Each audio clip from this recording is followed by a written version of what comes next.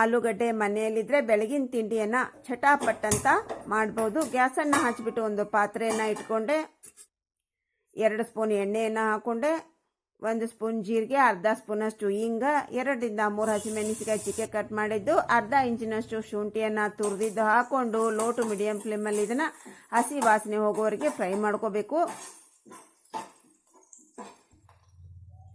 Kitchen king amchur powder, ಧನಿಯಾ powder 1/4 spoon, 1-2 ಚಿಟಿಕೆ ಅರಿಶಿನ, 1 ಸ್ಪೂನಷ್ಟು ಅಚ್ಚ ಖಾರದ ಪುಡಿಯನ್ನು ಹಾಕ್ಕೊಂಡು ಇದನ್ನು 5 ಸೆಕೆಂಡ್ ಫ್ರೈ ಮಾಡ್ಕೊಳ್ಳಿ. ಜಾಸ್ತಿ ಫ್ರೈ ಮಾಡ್ಕೊಳ್ಳಿಕ್ಕೆ ಹೋಗ್ಬೇಡಿ, ಸೀದೋಗುತ್ತೆ. ಇವಾಗ ನಾವು ತಡ ಮಾಡದೆ ಇಮಿಡಿಯೇಟ್ ಆಗಿ ಈರುಳ್ಳಿಯನ್ನು ಹಾಕ್ಕೊಂಡೆ.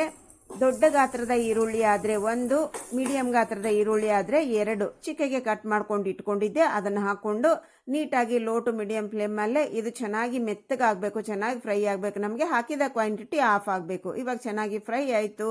ನಂತರ ಇದರಲ್ಲಿ 1-2.5 ಆಲೂಗಡ್ಡೆಯನ್ನು ಬೇಯಿಸಿ ಸಿಪ್ಪೆ ತೆಗೆದಿಟ್ಕೊಂಡಿದ್ದೆ, ಅದನ್ನಿಲ್ಲಿ ಹಾಕೋತಾ ಇದ್ದೀನಿ. ಹೀಗೆ ಪೀಸ್ ಮಾಡಿ ಹಾಕೊಳ್ಳಿ. ಸ್ವಲ್ಪ ದಪ್ಪಗಾದರೂ ಏನು ಪರವಾಗಿಲ್ಲ. ಈಗ ಲೋ ಟು ಮೀಡಿಯಂ ಫ್ಲೇಮಲ್ಲೇ ಚೆನ್ನಾಗಿ ನಾವು ಇದನ್ನು ಹೀಗೆ ಒತ್ತುತ್ತಾ ನಾವು ಫ್ರೈ ಮಾಡ್ಕೊಳ್ಳೋದ್ರಿಂದ ನಮ್ಮ ಆಲೂಗಡ್ಡೆ ಕೂಡ ಮೆತ್ತಗಾಗುತ್ತೆ ಮತ್ತು ಮಸಾಲೆ ಕೂಡ ನೀಟಾಗಿ ಸೇರುತ್ತೆ. ಇದರ ರುಚಿಗೆ ಅನುಸಾರ 1/2 ಸ್ಪೂನಷ್ಟು ನೈಸ್ ಉಪ್ಪನ್ನು ಹಾಕ್ಕೊಂಡು ನೀಟಾಗಿ ನಾವು ಇದನ್ನು ಹೀಗೆ ಒತ್ತುತ್ತಾ ಫ್ರೈ ಮಾಡ್ಕೋಬೇಕು. ಇದು 2 ರಿಂದ 3 ನಿಮಿಷನಾದರೂ ನೀಟಾಗಿ ನಾವು ಇದನ್ನು ಈ ಮಸಾಲೆಯಲ್ಲಿ ಫ್ರೈ ಮಾಡ್ಕೋಬೇಕಾಗತ್ತೆ. ಅಂದರೆ ನಮ್ಮ ಮಸಾಲೆ ಅನ್ನೋದು ಪರ್ಫೆಕ್ಟಾಗಿ ನೀಟಾಗಿ ಸೇರುತ್ತೆ ಮತ್ತು ರುಚಿ ಕೂಡ ಚೆನ್ನಾಗಿರುತ್ತೆ. ಇವಾಗ ನೋಡ್ರಿ, ನಮ್ದು ಎಲ್ಲ ಮಸಾಲೆ ನೀಟಾಗಿ ಮಿಕ್ಸ್ ಆಯಿತು. ಒಂದು ಮುದ್ದೆ ಥರ ಕನ್ಸಿಸ್ಟೆನ್ಸಿ ಬರುತ್ತೆ. ಆವಾಗ ನಾವು ಗ್ಯಾಸನ್ನು ಆಫ್ ಮಾಡಿಕೊಂಡು ಕೊನೆಯದಾಗಿ ಕೊತ್ತಂಬರಿ ಸೊಪ್ಪನ್ನು ಹಾಕ್ಕೊಂಡು ಮಿಕ್ಸ್ ಮಾಡಿಕೊಂಡ್ರೆ ನಮ್ಮ ಮಸಾಲೆ ರೆಡಿ ಆಯಿತು. ಗ್ಯಾಸ್ ಹಚ್ಬಿಟ್ಟು ಇವಾಗ ಒಂದು ಹಂಚನ್ನು ಇಟ್ಕೋತಾ ಇದ್ದೀನಿ. ನೀವು ಯಾವ ಹಂಚಾದರೂ ಇಟ್ಕೋಬಹುದು. ರೊಟ್ಟಿ ಹಂಚಿನಲ್ಲಿ ಕೂಡ ಇದನ್ನು ನೀವು ಮಾಡ್ಕೋಬಹುದು.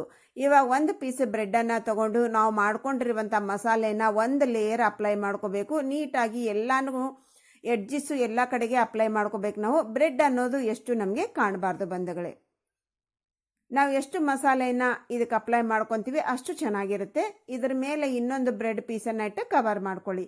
ಹೊರಗಡೆಗೆ ನಿಮ್ದು ಏನಾದರೂ ಮಸಾಲೆ ಬಂದಿತ್ತು ಅಂದರೆ ಸ್ವಲ್ಪ ಕವರ್ ಮಾಡ್ಕೊಳ್ಳಿ. ಅದನ್ನು ಕವರ್ ಮಾಡಿಕೊಂಡು ಬಿಸಿಯಾಗಿರುವ ಹಂಚಿನಲ್ಲಿ ಇದನ್ನು ಇಡಬೇಕು. ಫ್ಲೇಮನ್ನು ಲೋನಲ್ಲೇ. ಇದು ಕೊನೆಯವರೆಗೂ ಪ್ರೊಸೀಜರ್ ಮುಗಿಯೋವರೆಗೂ ಲೋ ಫ್ಲೇಮ್ನಲ್ಲೇ ಇರಬೇಕು ಬಂದಾಗ. ಹೈ ಮಾಡಲಿಕ್ಕೆ ಹೋಗಬೇಡಿ. ಹೈ ಮಾಡಿದರೆ ನೀಟಾಗಿ ಫ್ರೆಶ್ ಆಗಿ ಗರಿ ಆಗಲ್ಲ ನಮಗೆ, ಮತ್ತು ಸೀದು ಕೂಡ ಹೋಗುತ್ತೆ. ಹಾಗಾಗಿ ಕೊನೆಯವರೆಗೂ ನಾವು ಫ್ಲೇಮನ್ನು ಲೋನಲ್ಲೇ ಇಟ್ಕೊಂಡು ಇದನ್ನು ಫ್ರೈ ಮಾಡ್ಕೋಬೇಕಾಗತ್ತೆ.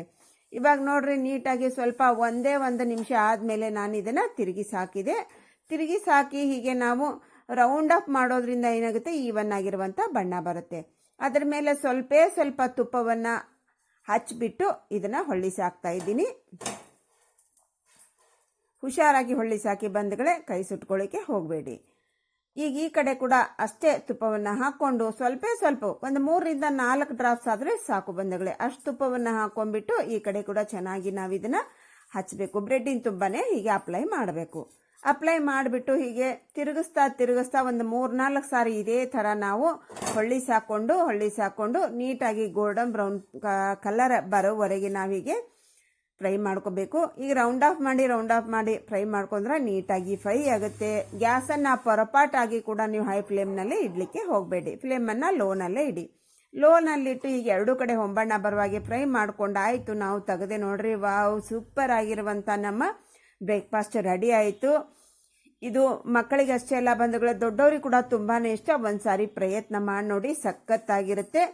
ನಾವು ಫಾಸ್ಟಾಗಿ ಮಾಡಬೇಕು, ಮನೆಯಲ್ಲಿ ಜಾಸ್ತಿ ಮಂದಿ ಇದ್ದೀವಿ ಅಂತಂದ್ರೆ ಇವಾಗ ಇದು ದೊಡ್ಡದಿದೆ ಹಂಚು ಬಂಧುಗಳೇ. ಇದರಲ್ಲಿ ಒಂದೇ ಸಾರಿ ನಾವು 4 ಕೂಡ ಇಟ್ಕೋಬಹುದು. ಇದೇ ಥರನೇ ನಾವು ಮಾಡ್ಕೋಬಹುದು. ಈಗ ನೋಡ್ರಿ, ಮುಂಚೆ ಆಗಿರೋದನ್ನು ಒಂದೊಂದನ್ನೇ ತೆಗಿತಾ ಹೋಗ್ಬೋದು. ನಾವು ಕ್ವಿಕ್ ಆಗಿ ಕೂಡ ಮಾಡ್ಬೋದು. ಇವಾಗ ಮಕ್ಕಳಿಗೆ ಇದ್ರ ಮೇಲೆ ಸ್ವಲ್ಪ ಬೆಣ್ಣೆ ಹಚ್ಚಿಬಿಟ್ಟು ಅದ್ರ ಮೇಲೆ ಕೊಬ್ಬರಿ, ಗೋಡಂಬಿ, ಸ್ವಲ್ಪ ಕೊತ್ತಂಬರಿಯನ್ನು ಹಾಕಿ ಕೊಟ್ಬಿಟ್ರೆ ಆಟ ಆಡ್ಕೊತಾನೆ ಹ್ಯಾಪಿಯಾಗಿ ತಿಂತಾರೆ ಬಂಧುಗಳೇ. ಇದಕ್ಕೆ ನೋಡ್ರಿ, ಕಟ್ ಮಾಡಲಿಕ್ಕೆ ಈ ಚಾಕು ಈ ಥರ ಇರೋದು ಇದ್ಬಿಟ್ರೆ ನಾವು ಎಲ್ಲಾದರೂ ಜರ್ನಿಗೆ ಹೋಗಬೇಕಾದ್ರೆ ವೆನಿಟಿ ಬ್ಯಾಗ್ನಲ್ಲಿ ಕೂಡ ಹಾಕೋಬಹುದು. 2 ಕಡೆಗೆ ಇರುತ್ತೆ ಇದು. ನಾವು ಯಾವ ಕಡೆಗಾದರೂ ನಾವು ಕಟ್ ಮಾಡ್ಕೋಬಹುದು. ನೋಡ್ರಿ ಎಷ್ಟು ಈಸಿಯಾಗಿ ಕಟ್ ಆಗುತ್ತೆ ಅಂತ. ನೋಡಿದ್ರಲ್ವಾ, 2 ಕಡೆ ಕೂಡ ನಾನು ತೋರಿಸ್ತಾ ಇದ್ದೀನಿ ಕಟ್ ಮಾಡೋದು. ತುಂಬ ಈಸಿಯಾಗಿ ಕಟ್ ಆಗುತ್ತೆ. ಇದು ಏನು ಬೆನಿಫಿಟ್ ಅಪ್ಪ ಅಂತಂದರೆ, ಇದಕ್ಕೆ ನಮಗೇನು ಕೊಟ್ಟಿದ್ದಾರೆ ಅಂತಂದರೆ, ಇದರಲ್ಲಿ ಮೂಮೆಂಟ್ ಮಾಡಲಿಕ್ಕೆ ಬಟನ್ ಇಟ್ಟಿದ್ದಾರೆ. ಇದನ್ನು ನಾವು ಮಾಡಿದ ತಕ್ಷಣವೇ ಏನು ಮಾಡಬೇಕು, ನೀಟಾಗಿ ಬಟ್ಟೆಯಿಂದ ಕ್ಲೀನ್ ಮಾಡ್ಕೋಬೇಕು. ಜಾಸ್ತಿ ಇದನ್ನು ನೀರು ಹಾಕಿ ತೊಳಿಲಿಕ್ಕೆ ಹೋಗಬಾರ್ದು. ನೋಡ್ರಿ, ಈಗ ಈಜಾಗಿ ಬಟನ್ನಿಂದ ಪ್ರೆಸ್ ಮಾಡಿದ್ರೆ ಅದು ಕೆಳಗಡೆಗೆ ಇಳಿತು. ಒಂದು ಹಲ್ಲಲ್ಲಿನ ಆಕಾರವಾದ ಮೂಮೆಂಟ್ ಮಾಡಿದರೆ ಅದರಿಂದ ಈಜಿಯಾಗಿ ನಾವು ಓಪನ್ ಮಾಡ್ಬೋದು ಮತ್ತು ಕ್ಲೋಸ್ ಮಾಡ್ಬೋದು.